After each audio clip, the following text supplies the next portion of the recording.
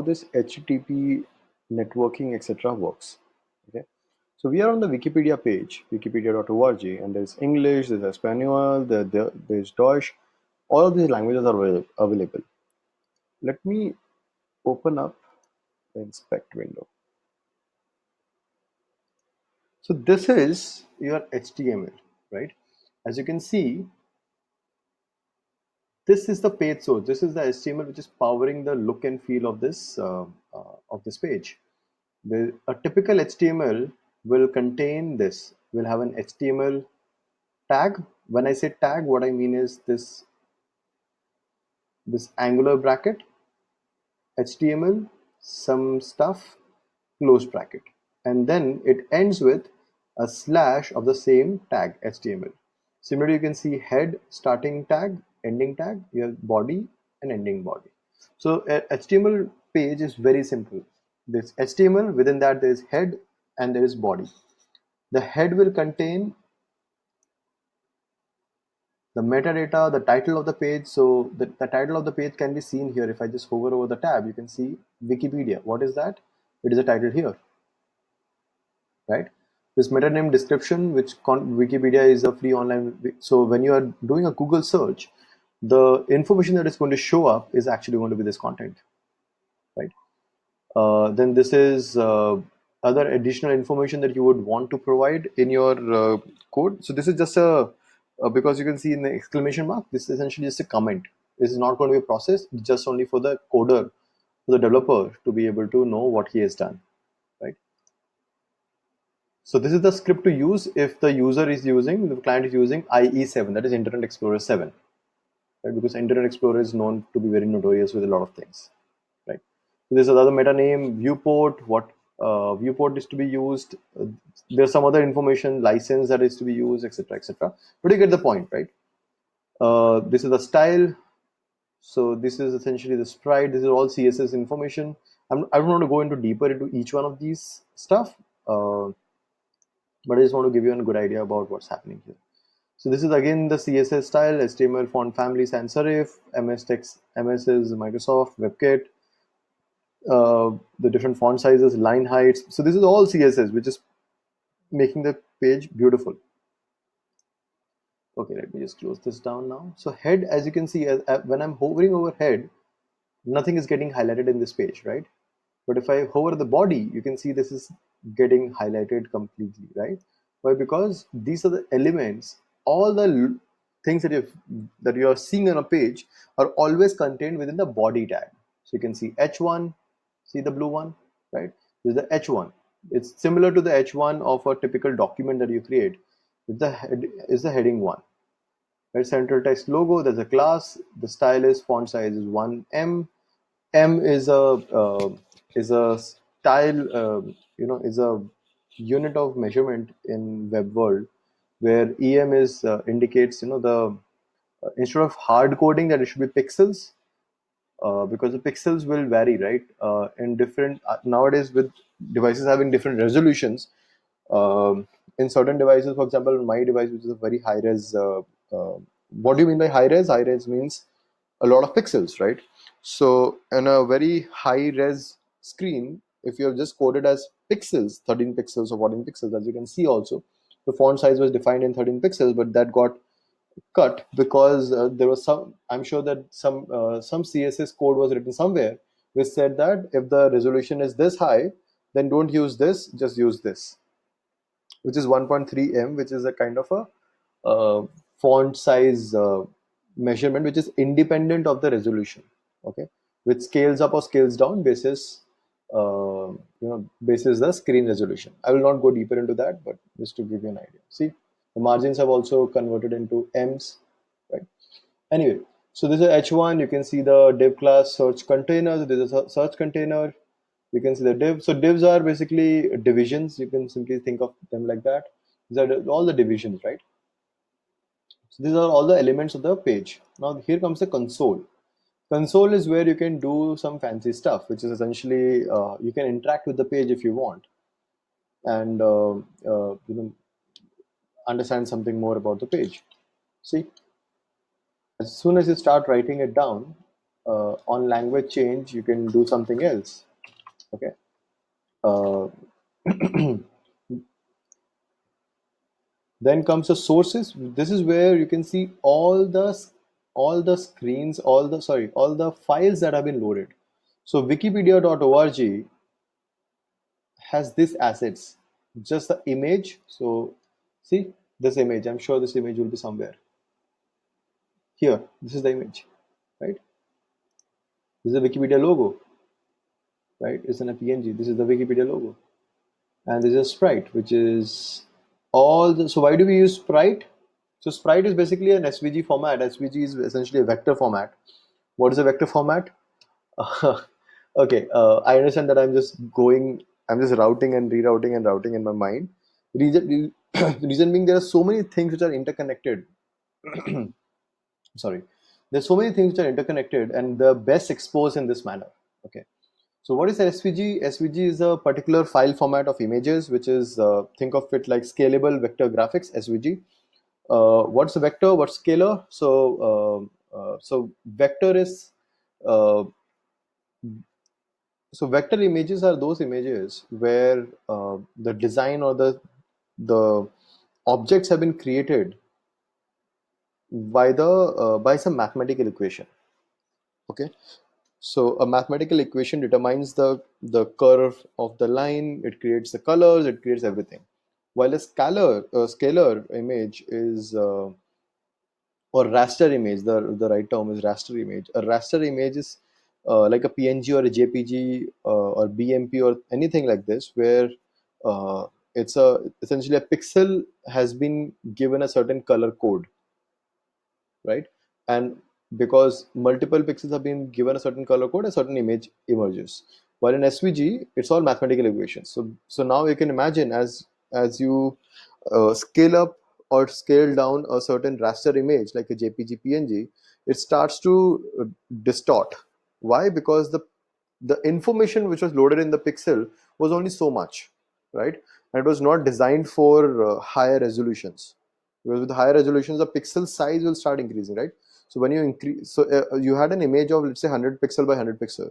You increased it the size to 200 pixels by 200 pixels. Uh, um, so what happened was the same image was the same color code of one pixel was sent to multiple pixels nearby, and obviously, as you can imagine, the image would get distorted, right? Because the colors are not grading properly very well, right? As compared to that, when you have a vector image, it's all mathematical equations. When you scale up or scale down, the mathematical equation automatically generates the right curves and which scales up or scales down automatically, right?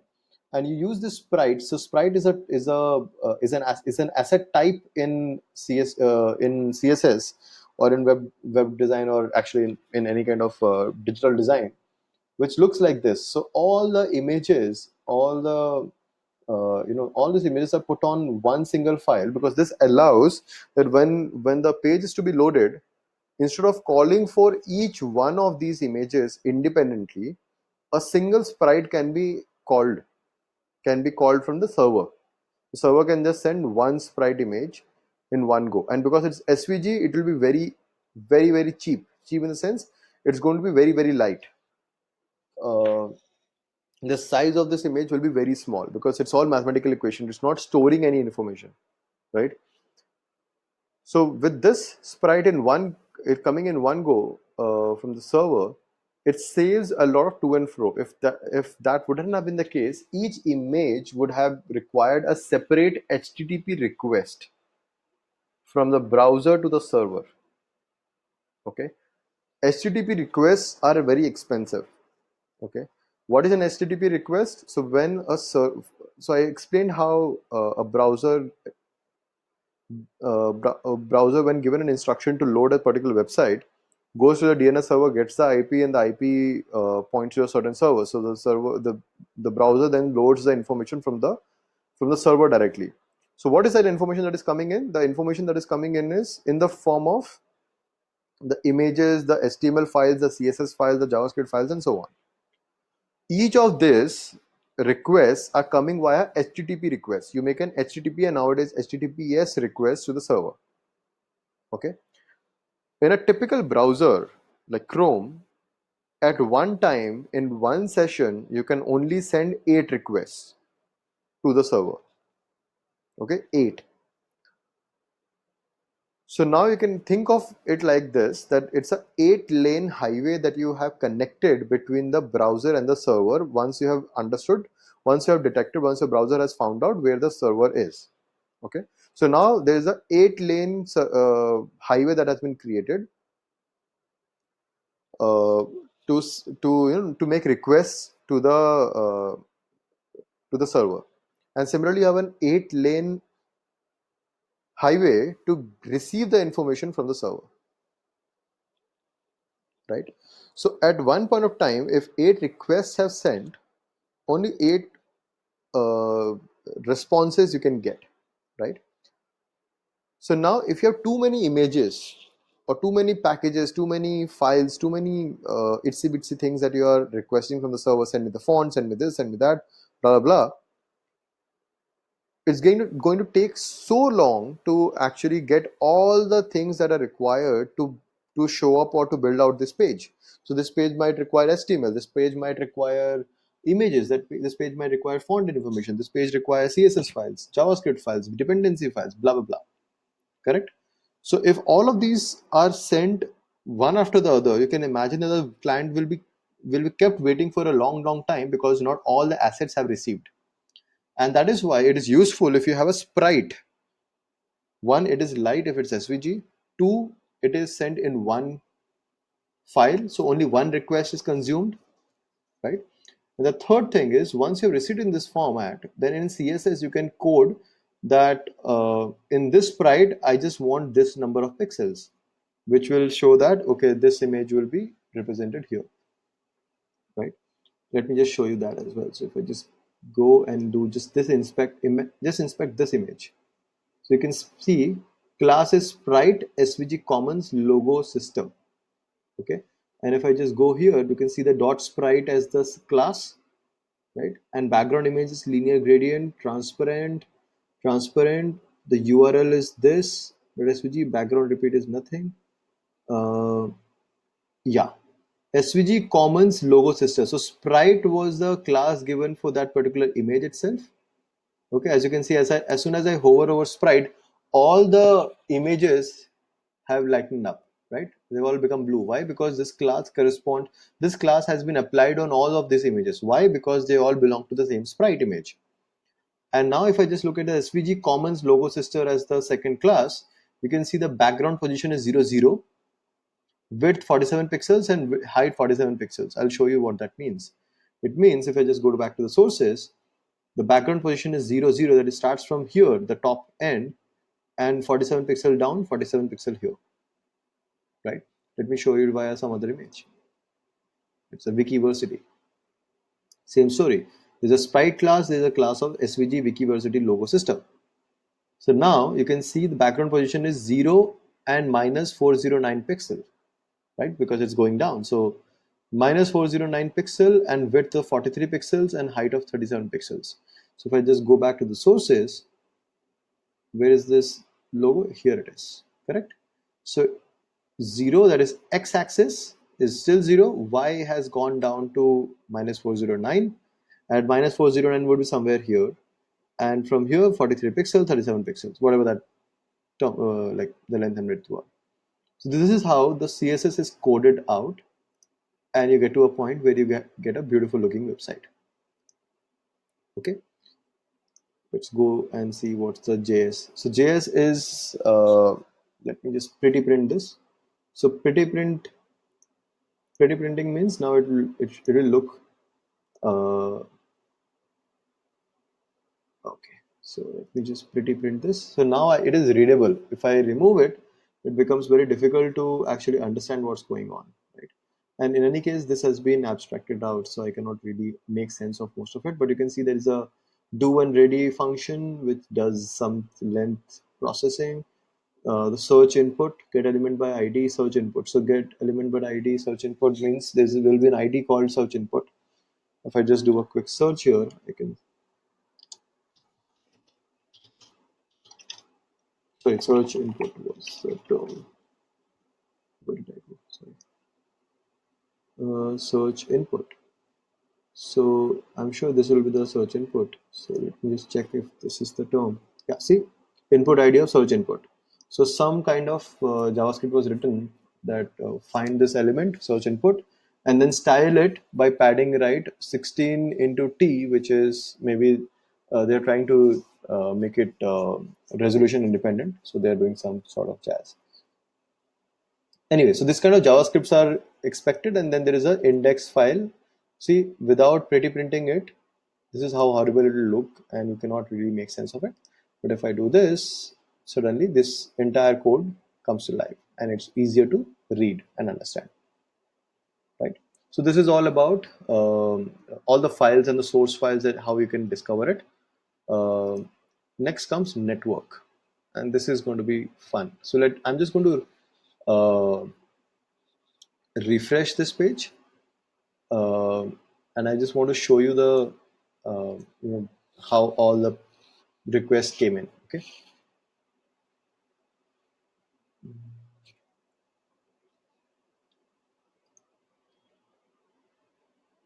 so I can't refresh it because the page will go. I mean, the recording will stop. But you can see that you should do it by yourself. Essentially, um, so I can simply record. See, I can just simply do the record here. See, it's recording all the information that came in, right? All the information that came in, it got recorded. So these are all the requests that were sent to the server of Wikipedia. So let's see. Okay, yeah, so it'll be easier to process now. See, this wikipedia.org, if I just look at this one, request URL was this, request method was get. So there are two methods of getting the information. One is called get, G-E-T, and the other is post, P-O-S-T. In a very simple term, get is something that that doesn't carry along any additional information. But post is something that you will do, for example, when you're trying to log in, where you need to send additional information, right? When you need to send an additional information to the server, so that so that users can log in properly and the server can detect it. So that requires post request. Okay. The status code was 304. It's green symbol, so it basically means everything is good. Remote address is this because the server was able to find out the DNS server was able to locate the IP, and 443 is the port, right? So this was a request that was sent. The response address includes certain other information. It's a lot of information that it sends across. The content encoding is gzip. Why gzip? Because the payload will be small. The files will be compressed, right? Last modified was this. 15th October was a date when this page was last modified. Right. The request headers include all of this information, right? And I can just preview the request, right? I can just preview the final thing that I received. The response came in the form of an HTML page, you can see, right? And there are cookies. These are the cookies that are getting stored. So somebody stored my cookie, which is absolutely wrong. This is not my place.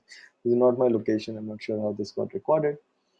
And finally, the timing. So initial connection took 469.55 milliseconds, right? So let's start this. Okay, let's understand this part really well.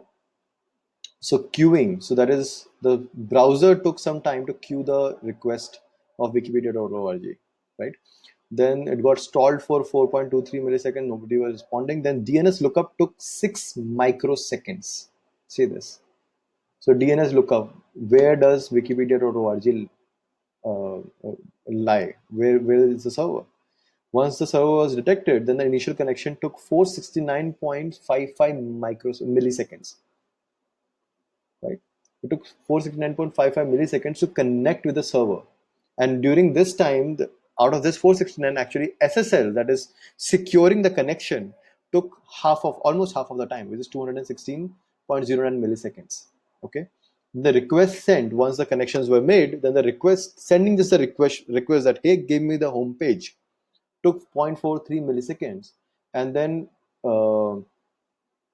it took some time for after sending the request, the application server, the database, everybody had to fetch the information, right? So a lot of this processing happened, and it took 175 milliseconds of waiting time before the content was ready to be downloaded. And finally, only 55 seconds it took to download the content. And as you can imagine, it took only this time because also my speed is very high. Plus, this page was very well optimized. Only very few elements were required, right? Just okay. So if I open the explanation, this is the first time I'm seeing this is a new thing that they have added. Yeah. So yeah, this is a very good thing, man. I think you should do this for your own favorite website and understand how these different elements work. It's a lot of information to be covered, but this would be a fantastic place to go in. So let me just tell you where it was. So it was shown once you have loaded a particular page, go to the network, select any of the requests, then go to timing, and then you can just go to explanation. It will show all the explanation of the entire thing. So the entire page from start to end took 713.9 milliseconds. Right? Now if I just go to this one, you can see that this request took 6 microseconds to download.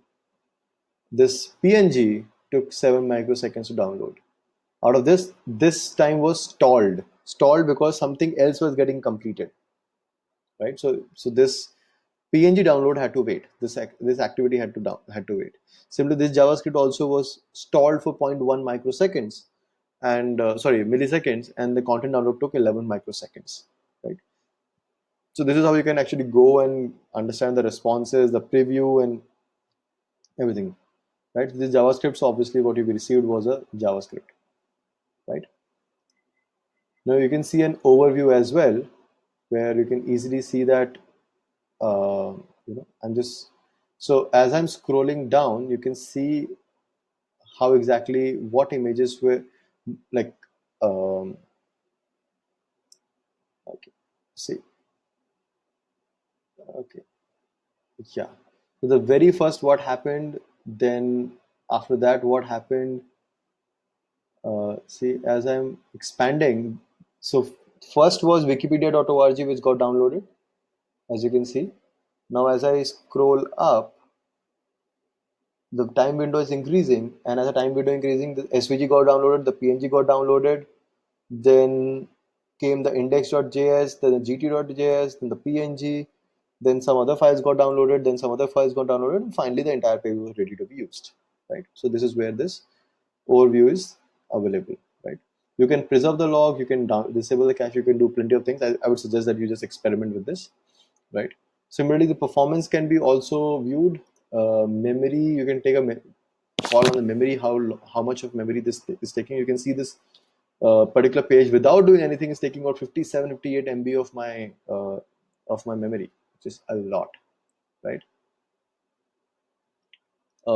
Finally, there's application. I will not suggest that. I mean, yeah, there's a lot of things to be covered here, but essentially this application is if this was not Wikipedia, let's say Gmail would have stored a lot of information here, right? Because it needs to store a lot of information in the web browser itself, and that is where the web SQL, which is essentially a sort of a database, comes in. The index database DB is the one which helps in searching. The session storage, that is the current storage, local storage, total storage in the browser at the moment, and the cookies and the cache storage application, all of these are good for one screen web apps. Okay. And finally, there's security. So security is all cool because it's valid HTTPS, it's been detected. You can see the certificate.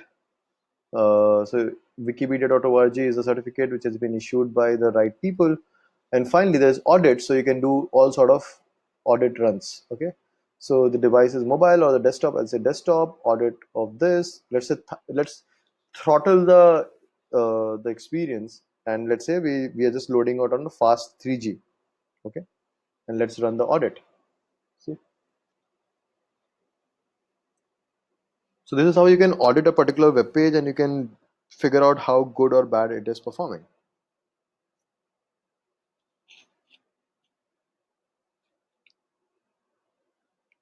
Let's just wait for this to get done. 14 seconds the average time a mobile web page takes to load on a 4G connection. So some good tips, okay? By reducing the response size of JSON needed for display comments, Instagram saw blah blah. I couldn't read it as fast.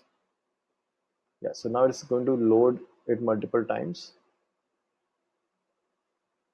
Yeah, and finally, see, the performance of this page is horrible. The progressive web app, as a progressive web app, it's horrible. Accessibility is very good. Best practices are 93. SEO is very good. Okay, let's just go deeper. The speed index is pathetic. It's 13.55 milliseconds. Right? Time to interactive is 29.73 seconds, which is again, I mean, it's the time to interactive means how soon can the page, I mean, the user can interact with the page. The buttons will be clickable, the search box will work, and so on. The first meaningful paint, that is the first time the page started looking proper, happened at about one, not sure it's 1 comma or what, right? Estimated input latency is about 6.8. So you can just go through this at your own pace, but you get the gist, right? And you can actually view the trace that how exactly things happened. See, it takes me back to the performance, and now I can actually see what is happening on the page as we go along. See, it was blank, blank, blank, blank, blank, blank. Now something started showing up. See, now this showed up. Now this showed up, showed up, showed up, showed up, showed up, and finally, the web page is completely ready. Right. So this helps in understanding how the page is loading, how page is working. Correct. And finally, these are the audits, and you can just go through the audits in its entirety, and will give you good sense of a lot of things. I understand that this is a lot of information, but as a product manager, I think you need to know about all of this. That most of this will be done by QA people at the end of the day, but you need to know how this works, how to detect the performance of the page, what is causing the problem, so that you can go back to the developers and you can tell them that, hey, this is not working, or that is not working, the performance is bad, or XYZ. Okay, because not all the time you'll have QA engineers, and even if you have QA engineers, you are the one who is responsible for the performance, you are responsible for the final experience, right? So you need to know how to quantify the experience that you're talking about. You cannot simply say that this doesn't look nice, this doesn't load very well, blah blah blah, but now I can see that it doesn't load very well, the time to interactive is very high, the speed index is very bad, so we need to work on something, right? See, has significant main thread work. So it's at least good to just have a quick chat with your engineers and say that, hey, can you improve this? Can you tell me why is it this high? You don't have to start blaming him that, hey, you didn't code it well, because there might be some technical limitations that he cannot just go down, like he just cannot improve this. But at least you can know about what's happening here, right? Page load is not fast enough on 3G, so maybe we can optimize some of the images, right? Etc. etc. So that's it, guys. I think I just want to give you a good gist of the HTML, the inspect element, the console, the sources, how you can different images are loaded, how the network performs, how to look at the network and the performance and so on. Hopefully this was useful. Take care. Bye bye.